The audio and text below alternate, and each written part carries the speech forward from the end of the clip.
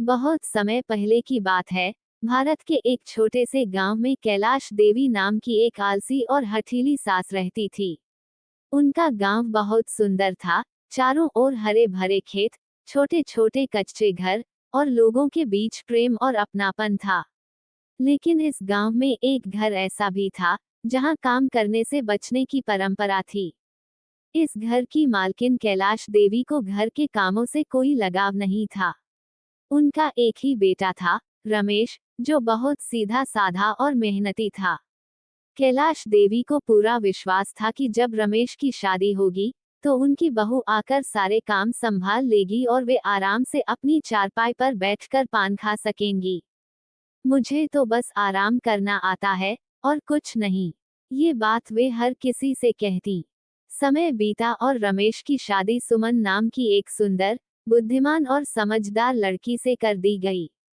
सुमन एक साधारण किसान परिवार की लड़की थी, जिसे मेहनत करने की आदत थी। लेकिन उसे यह अंदाजा नहीं था कि उसका ससुराल इतना अनोखा होगा। गृह प्रवेश के बाद जब सुमन पहली बार सास के पास बैठी, तो कैलाश देवी ने कहा, बहू, हमारे घर में एक नियम है, सास आराम करती है और बहू सारा काम संभालती है। सुमन को ये सुनकर थोड़ा अजीब लगा। वह मुस्कुराई और बोली, कोई बात नहीं मां जी, मैं सब कर लूंगी।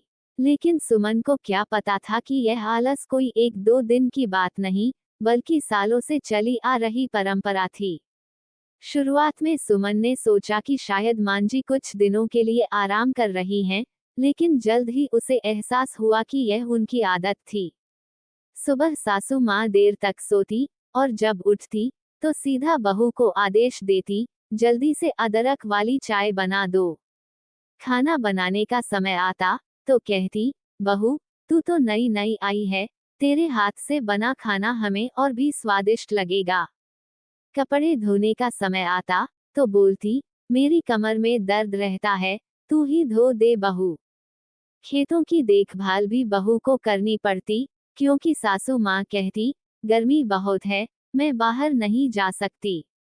सुमन ये देखकर हैरान थी। अगर मैंने कुछ नहीं किया तो यह आलस कभी खत्म नहीं होगा। अब उसने एक चालाक योजना बनाई। एक दिन सुमन ने बहुत चालाकी से एक योजना बनाई। वह सुबह उठी और चुपचाप बिस्तर पर लेट गई।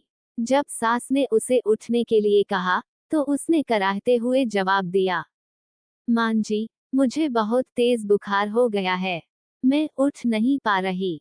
अब सास को चिंता हुई, लेकिन फिर भी उन्होंने कहा, अरे कोई बात नहीं, तू आराम कर, लेकिन चाय बना देना।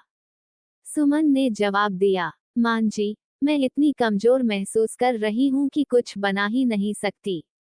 अब सास को मजबूरन खुद उठकर चाय बनानी पड़ी। सुमन ने हर रोज सास को धीरे धीरे काम में उलझाना शुरू कर दिया।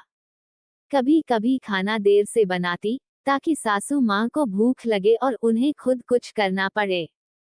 कभी रसोई की चीजें इधर उधर रख देती, जिससे सासू माँ को खुद खोजना पड़े।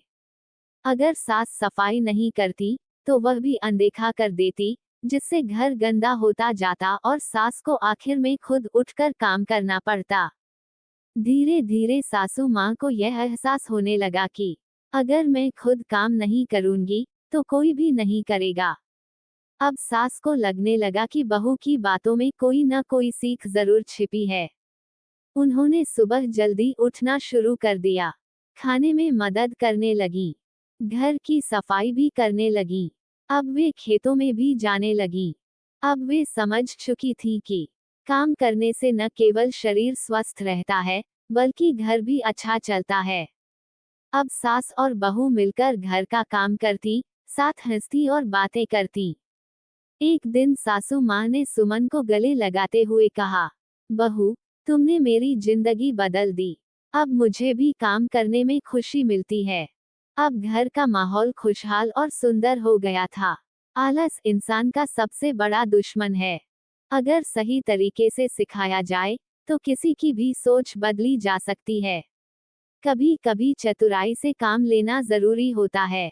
मेहनत करने से इंसान का शरीर और दिमाग दोनों स्वस्थ रहते हैं।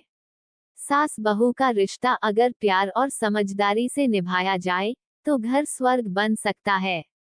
अब सुमन का घर खुशहाल और शांतिपूर्ण था।